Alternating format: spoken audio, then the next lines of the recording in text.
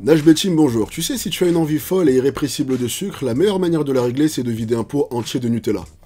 Voilà, pour d'autres conseils comme celui-ci, pensez à vous abonner, activer la cloche des notifications, et moi je vous dis à la prochaine.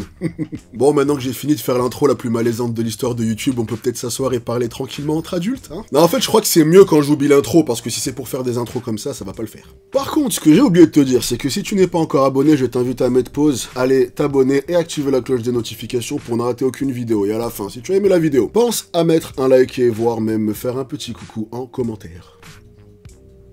Alors, pourquoi une vidéo sur les craquages? Bah écoute, comme certains d'entre vous le savent, en ce moment je suis en sèche, et donc, comme certains d'entre vous le savent, j'ai entraîné quelques personnes avec moi dans ma galère. Et si tu veux, un retour que j'ai pas mal eu de la part de pas mal de personnes, c'était que, disons que s'entraîner, c'était relativement simple à mettre en place, d'accord, t'as pas besoin de... Par contre, ce qui était vraiment très dur, c'était de tenir la diète, et en particulier, de lutter contre les craquages. Tu sais, c'est vrai qu'on parle beaucoup de la motivation qui est nécessaire pour s'entraîner, tu vois, genre hardcore motivation. Et bien que je dirais jamais que aller s'entraîner, ça ne pose aucun problème et que ça demande aucun effort, bien sûr que non. Ce qui demande réellement une très grosse motivation, c'est de tenir une diète et de ne pas céder à ses pulsions. Parenthèse avant qu'on continue, tu sais que juste avant de faire la vidéo, je me suis dit, ouais, il faut que je fasse une vidéo sérieuse pour une fois. Et là, je repense au tout début de la vidéo. Mais un jour, je réussirai à faire une vidéo, promis.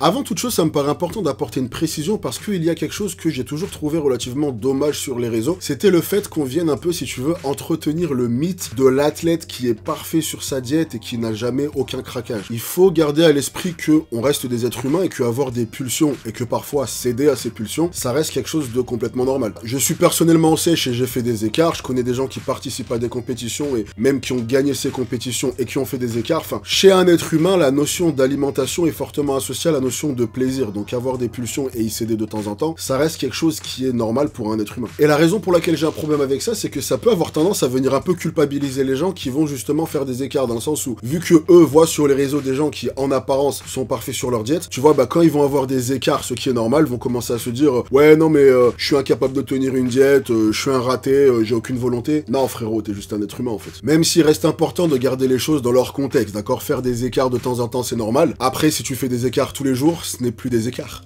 Non, parce que ok, t'es un être humain, mais faut pas exagérer non plus, hein.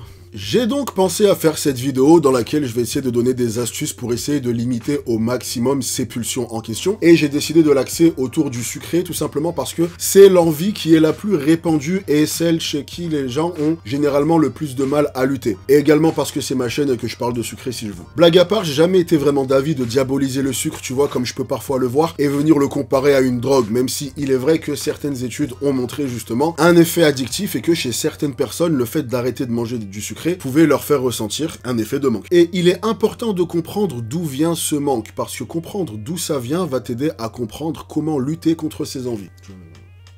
Bah écoute, en soi, le mécanisme est super simple à comprendre. Si tu veux, le fait de manger sucré va venir activer des récepteurs qui sont liés à la récompense dans ton cerveau, et du coup venir sécréter des hormones du plaisir et du bien-être, telles que la dopamine ou la sérotonine. En gros, manger du sucre va te faire ressentir un plaisir, pas simplement un plaisir gustatif, mais un plaisir général. C'est un peu genre, oulala, ça fait du plaisir là.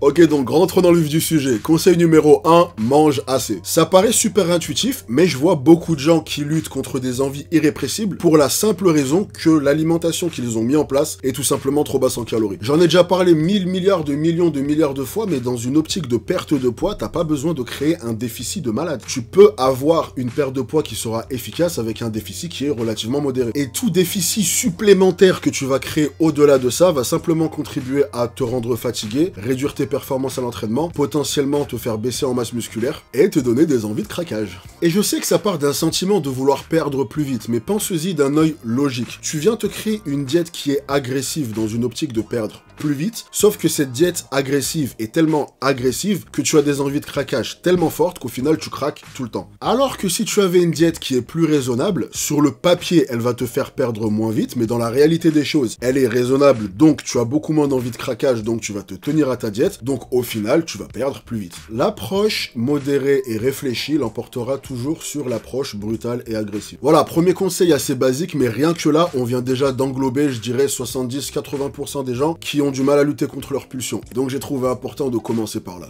Conseil numéro 2, prends une douche chaude. Eh, tu viens sur une chaîne pour avoir des conseils fitness et le mec il te parle de prendre des douches.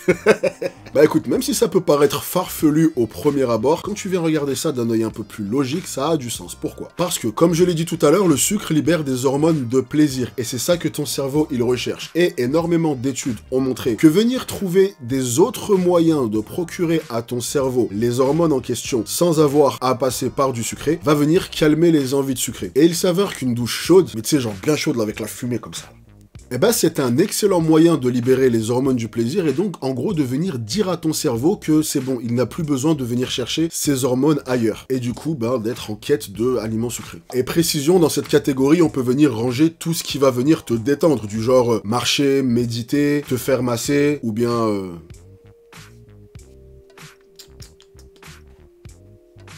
Conseil numéro 3, bois de l'eau. Il a été démontré et démontré encore que ton corps est très très mauvais lorsqu'il est question de faire la différence entre la faim et la soif. Ce qui veut dire qu'il se peut que tu aies soif, mais ton corps pense que tu as faim, il va donc libérer des hormones qui vont venir te donner envie de partir à la recherche de nourriture. Ouais, ton corps c'est un teubé un petit peu. Une autre raison pour laquelle il est important de boire est parce qu'il a été démontré que la déshydratation contribuait à accentuer les pulsions alimentaires. Et une dernière raison pour laquelle il est important de boire, c'est parce que l'eau rend aimable. Et vous en avez vraiment besoin. Ouais, faites pas genre. Conseil numéro 4, place des aliments au goût sucré dans ta diète. Dans une grande partie des cas, quand tu vas avoir des pulsions de sucré, ce qui va manquer aux gens, c'est pas réellement un aliment en général, tu vois, c'est pas ce bonbon ou ce gâteau. En règle générale, c'est plus le goût sucré. Et il existe des aliments qui vont avoir un goût sucré, mais qui du coup vont être beaucoup plus intéressants d'un point de vue nutritif, d'un point de vue calorique, d'un point de vue apport en vitamines et minéraux qu'un simple pot de Nutella par exemple. Et je viens juste de réaliser que j'ai dit vitamines et minéraux juste avant. En ce qui concerne les aliments en question, t'en as pas mal. T'as les fruits, tu vas avoir le chocolat noir qui mine de rien est super intéressant, tout ce qui est miel, sirop d'agave, etc. Enfin, il y a pas mal d'exemples. Tout ce qui va apporter un goût sucré à ton palais sans avoir à être une bombe calorique avec zéro nutriments du genre, tu vois, un Snickers ou autre. Conseil numéro 5, fais attention à ton hygiène de vie. Est-ce que tu sais quels sont les meilleurs moyens d'avoir des envies irrésistibles de goût sucré? Eh ben écoute, c'est simple, ne pas dormir,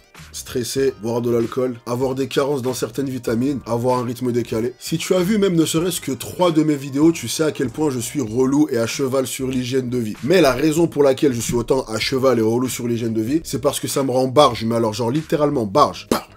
Ça me rend barge de voir le nombre de personnes qui ne loupent pas une séance d'entraînement, qui sont carrés sur leur diète, qui prennent tous les compléments alimentaires du monde, mais qui à côté de ça stressent, passent des nuits blanches et tournent en rond et ils ne comprennent pas pourquoi ils n'arrivent pas à progresser. Et c'est un truc que juste très peu de personnes réalisent en fait, à quel point le simple fait d'avoir une hygiène de vie bancale peut tout foutre en l'air. Bon après, comment mieux dormir, comment ne pas stresser, etc. c'est des informations qui sont assez faciles à trouver, et d'autant plus je pense que certaines personnes en parleront mieux que moi. Mais voilà, la conclusion de tout ça c'est que si les 4 premiers conseils que j'ai donnés ne s'applique pas à toi et que tu es carré sur ces choses-là, alors il y a de très fortes chances que tes envies irrésistibles de sucre soient simplement dues à ta mauvaise hygiène de vie. Et du coup, bah si tu es dans ce cas de figure, je t'invite à régler ça en urgence. Et voilà qui fait donc 5 conseils pour lutter contre les envies de sucre. Ça me rappelle le début de ma chaîne, c'est pas tu te rappelles. Au début, je faisais tout par 5, tu vois, genre 5 astuces pour perdre du gras, 5 moyens de muscler ses pecs. Blanche-Neige et les 5 nains. Ouais, non, là, c'était la blague de trop, j'aurais dû arrêter juste avant. Bref, comme tu l'as sûrement remarqué, il est tard, je suis fatigué, je dis n'importe quoi. Viens, on va donc arrêter la vidéo avant que je dise trop de conneries. De toute façon, je pense qu'on a fait le tour. Si jamais tu as des questions, comme d'habitude, la barre des commentaires est ton ami, n'hésite pas à l'utiliser. Ça me fera plaisir d'avoir des nouvelles. Et voilà, comme je l'ai dit au début, si tu as aimé la vidéo, je t'invite à mettre un like, à partager ça à tes potes, et puis bah, me faire un coucou en commentaire, c'est pas mal. Pensez aussi à vous abonner parce que j'en vois qui sont pas abonnés, alors que souvenez-vous de 2 choses. La première, c'est que s'abonner à ma chaîne est gratuit. Et la deuxième, c'est que je suis un youtubeur qui est très sous-coté. Sinon, en ce qui nous concerne, c'est à peu près tout ce que j'avais à vous dire. Il est donc temps pour moi de vous laisser. Je vous dis à la prochaine. En attendant, ne lâchez rien et bien entendu, soyez sexy. Peace.